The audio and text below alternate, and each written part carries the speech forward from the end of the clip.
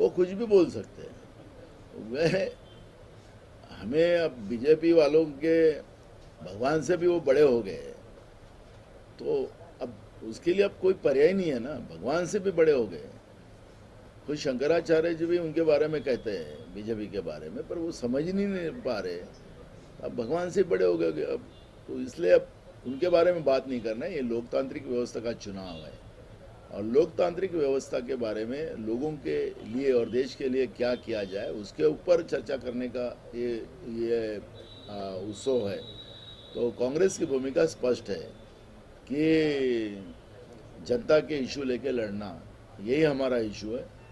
भगवान जी, उनका आशीर्वाद तो कांग्रेस के साथ ही है। हनुमान जी भी हमारे साथ कर्नाटक में रहे हैं, अभी भगवान श्री राम जी भी हमारे साथ है, सब भगवान जी हमारे साथ है। भगवान जी का आशीर्वाद हमको है, लेकिन ये खुद को भगवान से बड़े समझते, तो वो उनका प्रश्न है। आपके क्या शंकराचार्य भी बीजेपी के संबंध में कुछ बोलते हैं, क्या बोल रहे हैं शंकराचार्य?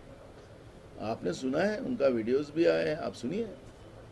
आपके पास क्या जानकारी? नहीं, आप देखिए, जाके देख लीजिए जोशीमठ के शंकराचार्य जी क्या बोलते हैं, देश के शंकराचार्य जी क्या बोलते हैं, आप देख के वो दिखाइए, उनके शब्दों में दिखाइए।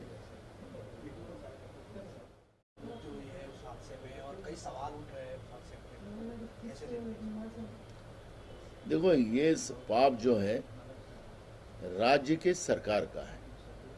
महाविकास आघाड़ी की सरकार में हमने वहां पर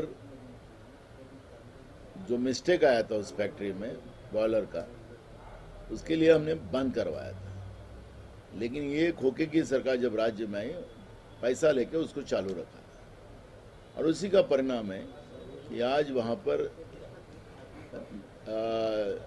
जिन लोगों का दोष नहीं, मजदूरी करने वाले लोग हैं, उनकी जानें वहाँ पे गंवाना पड़ा।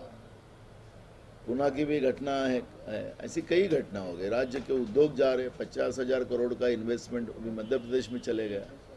तो मुझे लगता है कि राज्य की जो बीजेपी की प्रणीत सरकार जो है, महाराष्ट्र की जनता ने क्या गलती की है कि बीजेपी को सत्ता में लाकर गलती की है? क्यों महाराष्ट्र से जनता के साथ और महाराष्ट्र के साथ बदला ले रही है बीजेपी? और इसलिए इनको जन की नहीं तो मन की हो तो ये इस्तीफा देके घर जाए, यही भूमिका कांग्रेस पार्टी की है।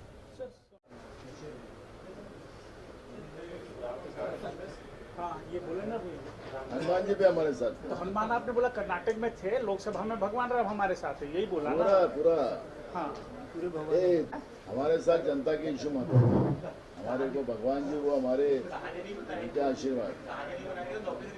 नहीं, वो कहानी बना मत तू, अभी वो कैसी लगी? दो कहानियाँ अच्छी अच्छी। अभी मत